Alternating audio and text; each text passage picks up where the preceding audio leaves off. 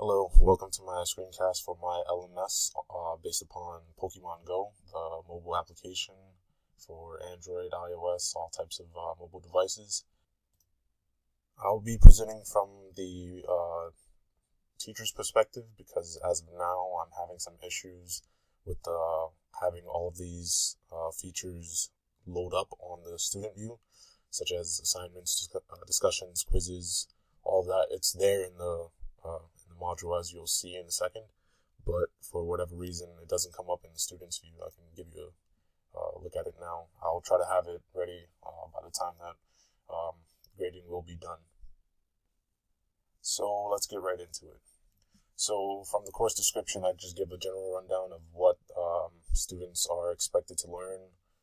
Basically, it's just an introductory course on how to play the game, quick tips and tricks onto how to become a more proficient and advanced player. The course is broken down into 4 separate modules, basically ranging from novice to more advanced expertise on the subject. In total, there are 3 quizzes, 1 assignment, 1 final project, and 4 discussions, and additionally 8 pages that students could refer to for reading and watching a video to learn more on the topic. So for my primary learning objectives, I have really specific cases of how I want to improve the player's abilities and skills in the game, such as throwing balls more efficiently, to get more experience in the game. Also things such as learning what they want to get out of the experience. So if they do want to catch all the Pokemon, or if they want to just level up quicker than everybody else, or they just want to catch the rarest Pokemon, I want them to understand that they are ultimately in charge of what they want to take away from this course. And for the secondary learning objectives, it's more in depth of how I want them to get to these stages. So by understanding the mechanics of the game, learning how to play, learning specific instances of when to do certain things and certain actions and when to trigger certain events, that'll ultimately help them become a better player overall. So to begin with the first module, the first reading is just an introduction into the world of Pokemon and the franchise of it all. It's an introduction for the learner to learn about the different types of Pokemon, the different stats that they have, what makes them different, and everything like that. And with this knowledge comes the next part of actually completing the first quiz. The quiz just asks simple questions, such as what is a Pokemon, what are the types of the starters, how many Pokemon are in the first generation, blah blah blah.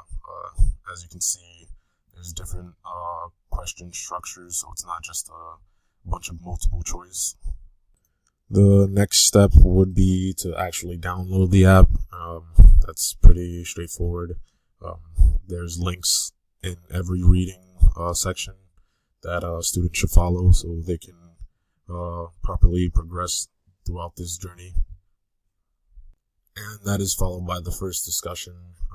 This is a discussion about every module, and it's just for students to get an idea of where they're at compared to other students in their progress. And from here, the modules begin to become more interactive, and actual assignments that require them to complete the game is included, as well as using the readings to learn more about the game and to eventually apply their knowledge in another quiz. So once again, there's different types of question formats, not just the general multiple choice answers. And as you may notice, there's a trend starting to develop of me including graphics to go along with their reading so they can get a better idea and sense of what they need to look at and to search upon. This is an example of the multimedia principle.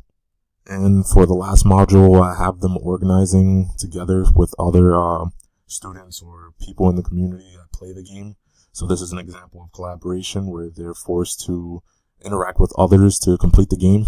In addition to this, I have another video included where they have a worked example of how to complete a raid, which is actually the final project. And this is simply a feature that the game has where multiple players join together to defeat a boss all in real time. And it's an extremely difficult task, but with a lot of other people to join along, it becomes more manageable. So despite catering towards more novice players, I believe even more advanced players can get more tips and benefits from observing this course, as they can go throughout and see what benefits them. And this is definitely an example of learning control. And with that, that concludes my presentation. Thank you for listening.